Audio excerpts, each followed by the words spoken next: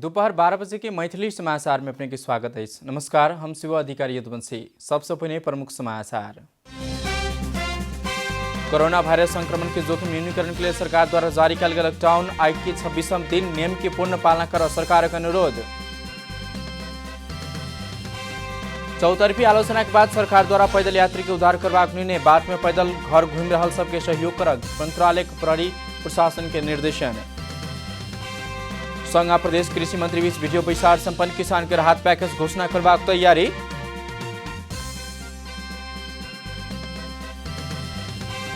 America में corona virus के संक्रमण से मृत्यु वाला की संख्या तथा नया संक्रमित संख्या थपेवा क्रम जारी। विश्वभर मृत्यु वाला सबकी संख्या 1,54,000 पार। सरकार द्वारा कोरोना रोकथाम कोष में क्रिकेट खिलाड़ी सबकी सहयोग। स्पेन द्वारा विभिन्न 5 विधा में अवार्ड प्रदान करवा घोषणा।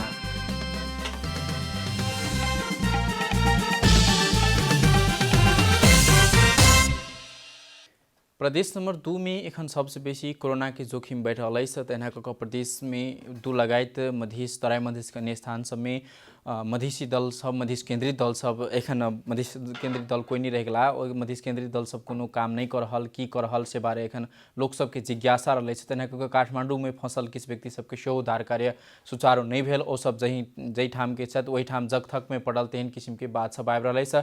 तेना प्रदेश 2 सरकार सेहो काठमांडू लगायत अन्य ठाव में प्रदेश नंबर 2 के जनता सब कत फंसल है, कौन तरह फंसल है, उनका सबके उद्धार के कूटनीतिक पहल शुरू करवाक सेहो बात कहने है। तेना एखन प्रदेश नंबर 2 में समाजवादी पार्टी नेपाल के नेतृत्व में सरकार रहा है। एखन सबसे बेसी लोग सबसे बेसी आशा सेहो प्रदेश नंबर 2 से रखने है। मधेश में जे हमरा सबके उद्धार है, हमरा सबके खाद्यान्न सामग्री पहुँचे वही विषय के लक हम सब एखन आई बात चित करब।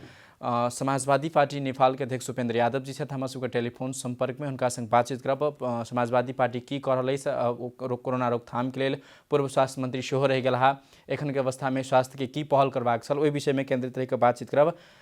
अध्यक्ष नमस्कार। नमस्कार, स्वागत है अपने के मैथिली समाचार में। बहुत बहुत धन्यवाद। एखन विश्व भर महामारी के रूप में फैल रहा कोरोना रोकथाम के लिए समाजवादी पार्टी दिस की पहल भ रही है बारे किस अपडेट कराबी। समाजवादी पार्टी से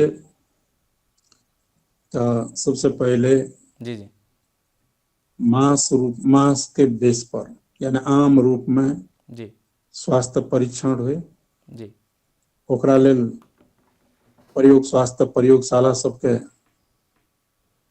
एकरा छे स्तर उन्नतीकरण कयल जाए, नया नया आवश्यक इक्विपमेंट सबके व्यवस्था करना जी।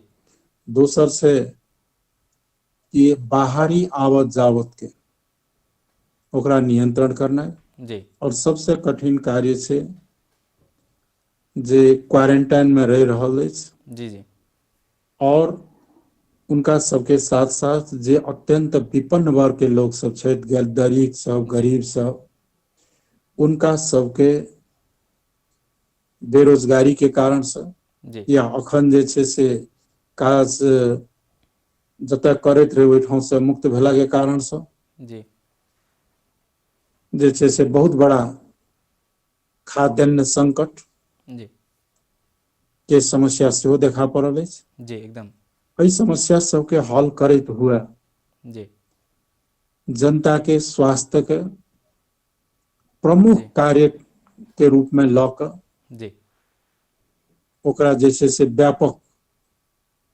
जनता के बीच में जेनाइ और राहत पहुंचनाइ। एकर साथ साथ अखन जे काठमांडू में जी जे मजदूर वर्ग के लोग सब जे तराई से 2 नंबर 1 नंबर 5 नंबर लगाइत के नीचा के तराई के भाग से आयल छै जी वो सब अखनी कतेक तय ठाम नहीं रह पायला के चलते जी अखनी रास्ता में जाकर जी पैदले जा रहल अछि, कोई जी कहीं पड़ल अछि, कहीं की छै, उनका सबके उद्धार कऽ कऽ संबंधित गांव में पहुंचनाइ जी और उनका सबको व्यवस्थित कऽ कऽ रखनाइ एक महत्वपूर्ण आवश्यक छै।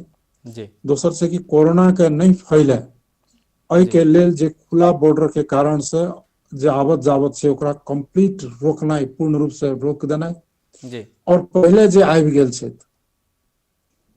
उनका सबके सर्च कए करके जी जी क्वारंटाइन में लऽ जेनाइ और एकर साथ साथ जनता के बीच में आपूर्ति और वितरण प्रणाली का सहज बनायल जाए, जी ताकि अभावग्रस्तता के कारण से, किनको जैसे से भूखमरी के कारण से, एकदम किनको जैसे से दुख नहीं पहुंचे। जी एक साथ साथ जे नियमित बीमारी सब रहे और बीमारी सब कोरोना बाहर के अन्य बीमारी सब जे इलाज होते रहे या आवे के आवश्यकता है, जी उनका सबके भी हॉस्पिटल तक पहुंच अखनी कठिनाई हो रहा है। जी कतौ अधिक जे जी कोई मान लिया डिलीवरी होय के समस्या भेले जी तो जी ओकरा तुरंत हॉस्पिटल पहुंचनाई जरूरी है, ताकि एम्बुलेंस के नेटवर्किंग के जी भी जे छै से ओकरा मैनेज बढ़िया से व्यवस्थित करनाइ अखन के आवश्यकता छै।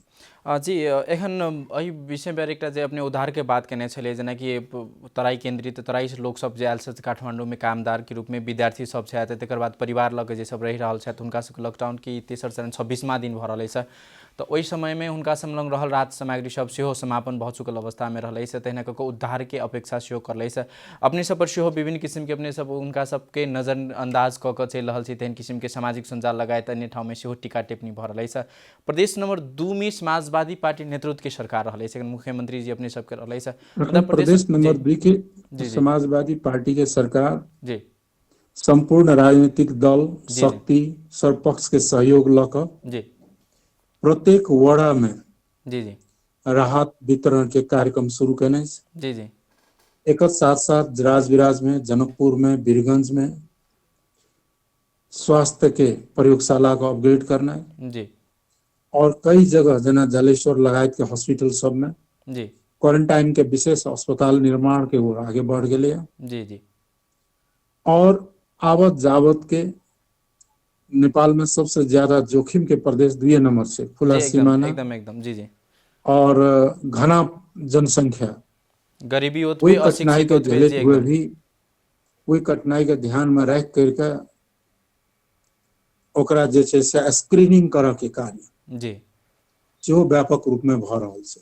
ई प्रदेश नंबर 2 के जनता के लेल प्रदेश सरकार केने छै, मुदा प्रदेश 2 बाहेक अन्य जेना कि काठमांडू में बहुत गोट घेरायल छै, तऽ अन्य दोलखा से हमरा सबके संपर्क आयल कि हमरा सबके उद्धार करवा दिए, हमरा सबके खाद्यान्न सामग्री से के लेल बाहर जे सब उनका उद्धार के लेल की पहल कयल गेलै से एखन तक? और केंद्र सरकार के साथ जी बातचीत कऽ कऽ जी जे लोग काठमांडू में छे उनका काठमांडू में व्यवस्था रह के खाए के करल जाए, जी और जे रास्ता में छे जी उनका गाड़ी के द्वारा, एते सरकारी गाड़ी सब से ढेर सारे सरकारी गाड़ी सब छे, जी सुरक्षा निकाय के माध्यम से जी गाड़ी सबके जे छे से सैनिटाइज कऽ कऽ जी जी और उनका सबके गंतव्य स्थान तक पहुंचाबऽ के बात केंद्र सरकार से भेले है।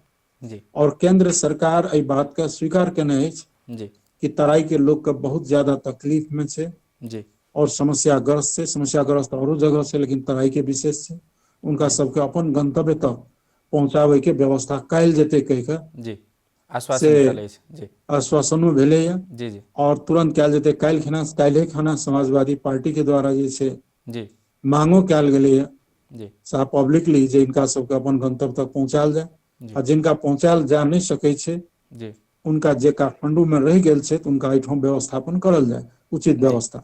अपने और पूर्व जी पहुंचाबऽ के लेल जी जी घर जाए ला चाहऽ वाला के लेल जे छे से यातायात के व्यवस्था करी, सैनिटाइज कऽ के यातायात के व्यवस्था केला से होते। जी जी दोसर एकटा और बड़का समस्या छे, जी भारत में, सऊदी अरब में, यूएई में, विभिन्न मुल्क में जी जे छे, बहराइन में जी नेपाली नागरिक सब जे काम करऽ के खातिर गेल कामदार सब छथि, जकर रेमिटेंस ई देश चलि रहल छे, जी आइ बहुत लोग ओहिठाम विचलित भऽ गेलै। जी कामो छोड़ देलकै, आबैयो के बाद रास्ता नहीं छे।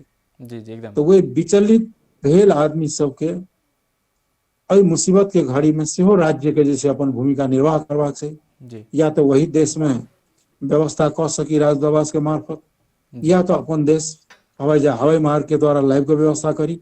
इहो राज्य के महत्वपूर्ण दायित्व छे। एहि दायित्व से जे छे से अलग राज्य नहीं भऽ सकै छै। जी अपने पूर्व स्वास्थ्य मंत्री सेहो रही चुकल अवस्था में छे, एखनुको स्वास्थ्य मंत्री जी की पहल या तो सरकार के स्वास्थ्य मार्फत जे करा रहल पहल से अपने कते तक संतुष्ट छी? जी देखियो, हम तो जब स्वास्थ्य मंत्री रही तो बराबर हम जी जी आवाज उठाबैत रहिए जी कि स्वास्थ्य मंत्रालय और स्वास्थ्य शिक्षा जी जी एहि सरकार के प्राथमिकता में बहुत कम प्राथमिकता में पड़े छे, जबकि सबसे उच्च प्राथमिकता में होबाक चाहिए। ताहि द्वारा जनशक्ति के अभाव, ताहि द्वारा प्रयोगशाला सबके अभाव, स्तरीय प्रयोगशाला के अभाव, स्वास्थ्य कर्मी के अभाव, भौतिक संरचना के अभाव जी और हेल्थ पोस्ट सब, हॉस्पिटल सब में जे छै से आवश्यक उपक्रम लगायत जनशक्ति के अत्यंत अभाव के बीच में जी जी स्वास्थ्य संस्था सब छै। जी। एकरा दूर करऽ पड़लै। अखन तऽ आब सब एके बेर भऽ जेतै से नहीं छै, जी लेकिन प्रयोगशाला और प्राविधिक के स्तर उठाबऽ पड़लै जी और फटाफट जे छै से जांच पड़ताल करऽ पड़लै। जी ओहि के लेल आवश्यक सामग्री सब मंगाबऽ पड़लै और जरान करऽ पड़लै जेठाम जोखिम ज्यादा छै ओहि एरिया सब में, और जेठाम आवश्यक छै ओहि एरिया सब में। जी और एहि के लेल आवाज हम सब उठेली बार बार, सरकार लावे के प्रयासो केलक, लेकिन चाइना से जे एलै जी जी वो नकली सामान सब महंगा दर में, जी घटिया सामान महंगा भाव में एलै, जी जकर उपयोगिता जे छै से बहुत कम भऽ रहल छै। एहन काज नहीं कए के, एहन घृणित कार्य नहीं कए के क्वालिटी के सामान जी और मंगा के और तराई के विभिन्न हॉस्पिटल सब में, पहाड़ के भी जतऽ जतऽ छै आवश्यक ओतऽ विभिन्न हॉस्पिटल सब में तैनात करल जाए जी और जनशक्ति के आपूर्ति करल जाए।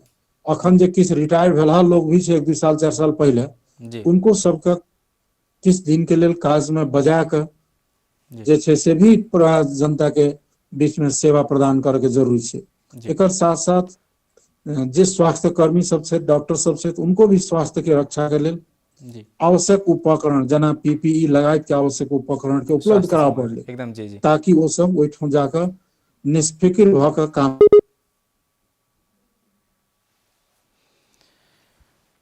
किछु प्राविधिक कारण से हुनका संग संपर्क विच्छेद भऽ गेल। ई छलखिन समाजवादी पार्टी नेपाल के अध्यक्ष उपेंद्र यादव जी।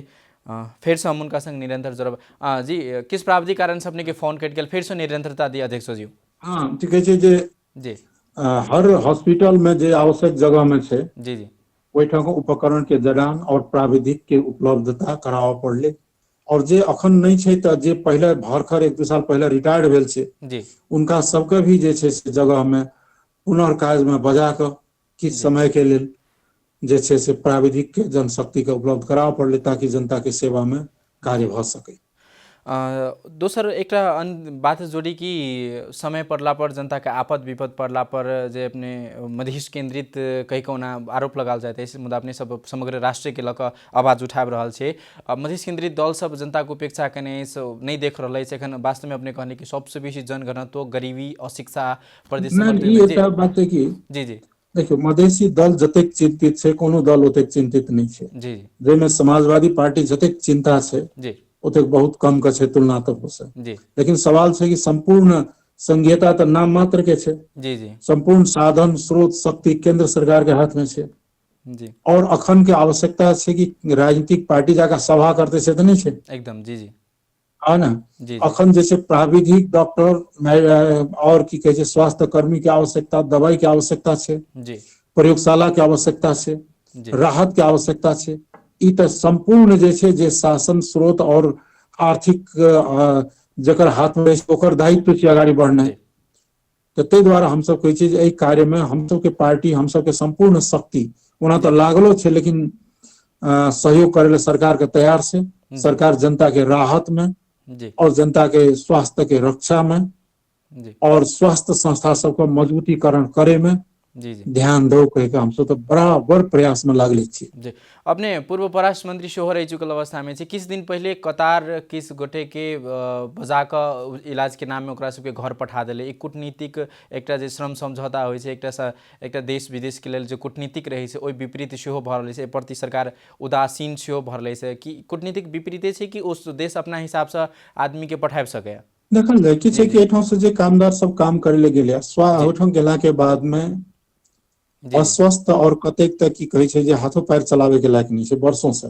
जी एकदम ओहि सबके कतार सरकार कतारे में उपचार कराबैत रही। जी हम जब स्वास्थ्य मंत्री रही तो कतार में हमारा हॉस्पिटल में जी जाकर विजिटो के सबसे भेटलो रही। जी शारीरिक रूप से बिल्कुल असक्षम भए गेला व्यक्ति सबके जी जे छै ओकरा सबके सेवा नहीं पहुंच रहल छै ओते। जी कारण की छै दवाइये टा इलाज नहीं छियै। जी जी तो उनका सबके जे छै से नेपाल में ही व्यवस्था करल जाए।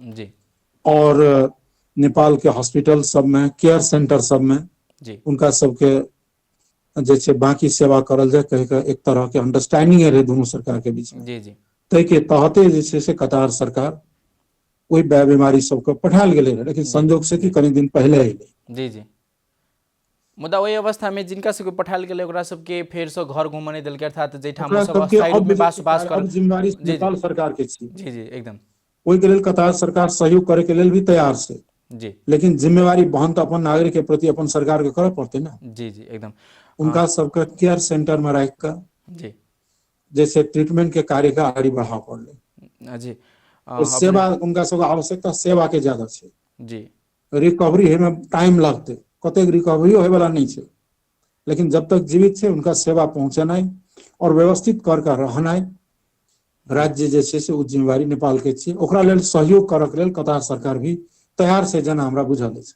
जी जनता टेलीविजन के मार्फत से जनता के की संबोधन करऽ चाहबै अपने, संबोधन कयल जाओ जी। अब अखन के महासंकट के घड़ी में, जी विश्वव्यापी संकट के घड़ी में संयमित भए के जी और सामाजिक दूरी के मेंटेन करते हुए और बाहर से आवे वाला आदमी के जे छै से पहचान करके उनका सबके क्वारंटाइन में रह के व्यवस्था करी और बिना घबरेने जी एकजुट भ के आइ कोनो भी तरह के विभेद असमानता के दूर क के जी जे छै, चाहे कोनो भी मत फरक हो, जाति फरक हो, धर्म फरक हो, एहि सबके जी उसे ऊपर उठ के संपूर्ण शक्ति के एकजुट भ के एहि जी कोरोना महामारी के विरुद्ध में युद्ध स्तर में लड़ल जाए, एहि पर विजय प्राप्त करे के लिए आगे बढ़ी, जी यह शुभकामना और यह हमारा आग्रह और अनुरोध और अपील भी छै।